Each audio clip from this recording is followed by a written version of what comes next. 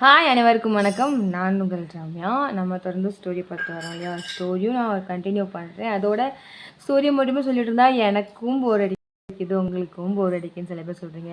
எனக்கு ஸ்டோரி பிடிக்கும் தான், ஆனால் அதே சமயம் என்னுடைய கருத்துக்கள் வந்து எனக்குள்ளே தேங்குறது இல்லையா? ஸோ என்னுடைய கருத்துக்களை வெளிக்கொண்டு வரணும் இல்லையா? அதுக்காக தான் இன்றைக்கி நான் பேச போகிறது பார்த்திங்கன்னா நிதானம். நிதானம்னா என்ன சொல்லுங்கள் பார்ப்போம். நிதானம் என்ன? மெதுவாக அப்படின்னு அர்த்தமானு கேட்டிங்கன்னா இல்லை. நிதானம் அப்படிங்கிறது என்னென்னு பார்த்தீங்கன்னா வேகமும் கவனமும் சேர்ந்து இருப்பது தான் நிதானம். அது எப்படி வேகமும் கவனமும் சேர்ந்து இருக்க முடியும் அப்படின்னு கேட்கலாம். இப்போ உதாரணத்துக்கு பார்த்தீங்கன்னா, இப்போது நம்ம தண்ணி குடம் எடுத்துகிட்டு நடப்போம், ஓகேவா? மெதுவாக நடக்கிறதுனா ஆடி செஞ்சு அடி மேலே அடி வச்சு ஐயோ தண்ணி கொட்டிடக்கூடாது. அது யார் பார்த்தீங்கன்னா முதல்ல குடத்துக்குவாங்க தெரியுமா? அவங்ககிட்ட நம்ம பார்க்கலாம். அழகாக மெதுவாக நடப்பாங்க. அது வந்து மெதுவாக நடு சரியா? அவங்ககிட்ட மெதுவாகவும் கவனமும் இருக்கும். நிதானம் எப்போ வரும் பார்த்திங்கன்னா வேகமாகவும் நிதானமும் பார்த்திங்கன்னா நம்ம வேகமாக நடப்பாங்க. ஆனால் எல்லாம் எக்ஸ்பீரியன்ஸ் இருக்காங்க. எப்படி தண்ணி எடுத்து நடப்பாங்க, குடத்துக்கு இப்படி வச்சு தங்க நடப்பாங்க. தண்ணி கீழே கொட்டாது. அதான் வேகமாகவும் இருப்பாங்க, தண்ணி சிந்தாமல் கவனமாகவும் இருப்பாங்க. அதுதான் நிதானம். ஒரு ஆம்புலன்ஸ் டிரைவர் பார்த்திங்கன்னா வண்டி ஓட்டுறாருன்னு வச்சுக்கோங்களேன்.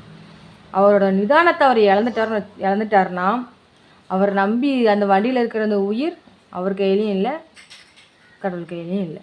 ஆமாம் தானே? அதே ஆம்புலன்ஸ் டிரைவர் வேகமாகவும் நிதானமாகவும் வண்டி ஓட்டினா மட்டும்தான் அந்த உயிரை அவரால் காப்பாற்ற முடியும். அதாவது வேகமாகவும் கவனமாகவும் இருப்பார். எங்கேயாவது வண்டி மேலே மோதிடாமல் டேர்னிங்கில் அழகாக திருப்பிட்டு, அதுவும் அதே டைமுக்குள்ளேயும் ஹாஸ்பிட்டலில் போய் சேர்க்கணும். அதையும் கவனத்தில் வச்சுட்டு அவரோட நிதானத்தை இழக்காமல் அந்த இடத்துல மிக கவனமாகவும் வேகமாகவும் செயல்படுறதுனால மட்டும்தான் அவரோட அந்த உயிரை அவர் வந்து காப்பாற்ற முடியுது இல்லையா? இதுதான் நம்மளோட வாழ்க்கையில் நிதானத்தை நிறைய இடங்களில் நம்ம தவற விட்டுடுறோம். காரணம் கவனக்குறைவு. அப்படி பார்த்திங்கன்னா நம்ம இந்த நிதானம் அப்படிங்கிற ஒன்று இல்லை அப்படின்னு பார்த்திங்கன்னா நம்ம நிறைய விஷயங்களை நம்ம இழந்துடுறோம். உதாரணத்துக்கு நம்மளுக்கு இருக்கிற நல்ல விஷயங்களை இழந்துருவோம், சுற்றி இருக்கிற சொந்தங்களை இழந்துருவோம், கூட இருந்த நண்பர்களை இழந்துருவோம், நம்மளுக்காக இருக்க நல்ல உள்ளங்களை இழந்துருவோம். சில பேர் நிதானம் தவறி வார்த்தைகளை விடுறதுனால சில பேரோட வாழ்க்கையே இழந்துடுறாங்க. சில உறவுகள் அப்படியே முறிக்கப்பட்டு இப்போ வரைக்குமே ஒன்று சேராமல் இருக்குது. காரணம் ஒரு வேகத்தில் வார்த்தையை விட்டுடுறாங்க. இப்போ அந்த வார்த்தையில் ஒரு கவனம் அவங்க அப்படி ஒன்று இருந்துச்சுன்னா, அதாவது கவனம் தான் நிதானமும் கூட. அந்த நிதானம் அப்படிங்கிறது ஒன்று இருந்துச்சுன்னா கண்டிப்பாக எல்லாருமே கூட இருப்பாங்க அப்படிங்கிறது என்னுடைய கருத்து. இப்போ சில பேர் இருக்காங்க இல்லையா? சில பேர் அதே மாதிரி இந்த நிதானம் தவறி பேசுகிறதுனால சில உயிர்களும் இந்த உலகத்தை விட்டு போயிடுது. நம்ம நிறைய நியூஸ்லாம் பார்க்குறோம். அது பார்த்திங்கன்னா நம்ம சூசைட் பண்ணிக்கிறவங்கள சொல்கிறதா இல்லை அவங்க பேசிட்டாங்க அதனால் அவங்க இறந்துட்டாங்க அப்படிங்கிறது சொல்கிறதான்னு தெரியல. யாரோ ஃபோன் பண்ணுறாங்களே, ஒரு நிமிஷம். பேர் சில நேரம் வார்த்தைகள் விட்டுருவாங்க. இப்போ உதாரணத்துக்கு என்ன சொல்கிறது, ஏதாவது சண்டையாக இருப்பாங்க, பேசிகிட்டு இருப்பாங்க, வாய் தவறி நீ இல்லைன்னா நான் ரொம்ப நல்லா இருப்பேன், எங்கேயாவது போயிரு, செத்துரு அப்படிலாம் என்ன பண்ணிடுவாங்க, நிதானம் தவறி வார்த்தை விட்டுடுறாங்க. ஒரு வேகத்தில் வார்த்தையின் மேலே கவனம் இல்லாமல் அந்த வார்த்தையை விட்டுடுறாங்க. அதான் நிதானம் தவறுறது. அதனோட விளைவு அந்த வார்த்தையை இவங்க அது பெருசாக எடுத்துகிட்டு மனதளவில் உடஞ்சி அவங்களோட உயிரையே திறந்துடுறாங்க. இதுக்கு நம்ம யார் தப்பு சொல்ல முடியும் சொல்லுங்கள்? அப்புறம் சொல்லுவாங்க, ஐயோ நான் தெரியாமலாம் சொல்லிட்டேன், ஐயோ ஏதோ ஒரு வேகத்தில் நான் பேசிட்டேன், நீ இப்படி பண்ணுவேன்னு எனக்கு தெரியாதே, நான் கவனம் இல்லாமல் இப்படி பண்ணிட்டேன், நான் நிதானம் தவறிட்டேன்னு சொல்லி அப்புறம் உட்காந்து புலம்புறதுல ஒரு காரியமாக ஆக போகிறதில்ல. சரியா? அதேமாதிரி இப்போ ஒரு பஸ்ஸு போயிட்டுருக்குது, ஒரு 2-3 மணி நேரம் அந்த பஸ்ஸில் ட்ராவல் பண்ணிகிட்டு இருக்காங்கன்னு வச்சுக்கோங்களேன். 2-3 மணி நேரம் இருந்த அந்த பொறுமை அந்த பஸ்ஸு நிற்க போகிற டைம் இருக்காது. முதல்ல இறங்கிடணும் அப்படின்ட்டு ஓடுற பஸ்லேருந்து இறங்கி இடத்துல கால் கை போயிடுது.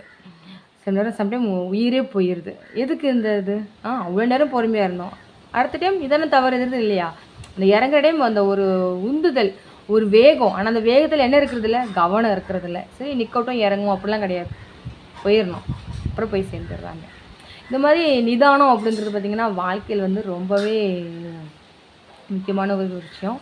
நம்ம பேசுகிற வார்த்தைகளையும் சரி, செய்கிற செயல்கள்லேயும் சரி, இப்போ அடுத்தவங்களை பற்றி பேசுகிறாலும் சரி, அவங்ககிட்ட நீங்கள் மற்றவங்கள பற்றி பேசுகிறாலும் சரி, நீங்கள் நிதானம் தவறி எந்த ஒரு விஷயத்தையுமே தயவு செஞ்சிடாதீங்க. இது வந்து நிறைய பின்விளைவுகளை கொண்டு வரும். அப்போ அது பெருசாக தெரியாமல் இருக்கலாம், ஆனால் பிற்காலத்தில் அதுவே உங்களுக்கு முன்னாடி வந்து நின்று அதுவும் ஒரு பெரிய பிரச்சனையாக மாறுறதுக்கு காரணமாகும். அதனால் நம்ம பேசுகிற வார்த்தைகளும் சரி, செயல்களும் சரி, வேகத்தோடு பேசுகிறோங்கிறத விட வேகத்தோடு செஞ்சால் கவனமும் இருந்தால் மட்டும்தான் நிதானம் அப்படிங்கிறது வந்து வரும். எதுவாக இருந்தாலும் நிதானமாக செயல்படுங்க, நிதானமாக பேசுங்க. உங்களுடைய சிந்தனையுமே நிதானமாக இருக்கணும். அவசரமாக சில பேர் யோசித்து முடிவு எடுப்பாங்க பார்த்தீங்களா? கொஞ்சம் என்ன பண்ணுவோம், சில ரொம்ப படபடப்புன்னு பேசுவாங்க. இல்லை இப்படி பண்ணிடுவோம், அப்படி பண்ணிடுவோம் அப்படின்லாம் சொல்லுவாங்க. அப்படி சொல்லுவாங்க. கொஞ்சம் பொறுமையாக பொறு கொஞ்சம் இருந்து நிதானமாக யோசிப்பாங்க தெரியுமா? அதுதான் நிதானமாக ஒரு 10 நிமிஷம் 1/2 மணி நேரம் உட்காந்தேன்னா உனக்கு எல்லாம் புரியும். நீ நிதானமாக யோசித்து முடிவெடு அப்படின்னு சொல்லுவாங்க. காரணம் அவசரத்தில் எடுக்கிற முடிவுனால வந்து நிறைய ப்ராப்ளம்ஸ் வரும். நீங்கள் எடுத்த காரியம் கூட நம்மளுக்கு தடைப்பட்டு போயிடலாம். நீங்கள் நினச்ச இது பலன் அது கொடுக்காம போயிடும். அதனால தான் எதுவுமே நம்ம நிதானமாக யோசித்து முடிவெடுக்கணும். ஸோ வாழ்க்கையில் நிதானம் அப்படிங்கிறதோட நம்ம பயணத்தை நம்ம ஸ்டார்ட் பண்ணி நிதானத்தோடையே நம்ம அந்த பயணத்தை தொடர்ந்தோமானால் கண்டிப்பாக வாழ்க்கையில் நமக்கு வெற்றி நிச்சயம், மகிழ்ச்சியும் நிச்சயம். சரி, இன்றைக்கி நான் சொல்ல வந்த விஷயம் இதுதான். இந்த விஷயம் உங்களுக்கு பிடிச்சிருந்தா மறக்காமல் ஷேர் பண்ணுங்கள். சப்ஸ்கிரைப் பண்ணாதவங்க சப்ஸ்கிரைப் பண்ணிக்கோங்க. தேங்க்யூ.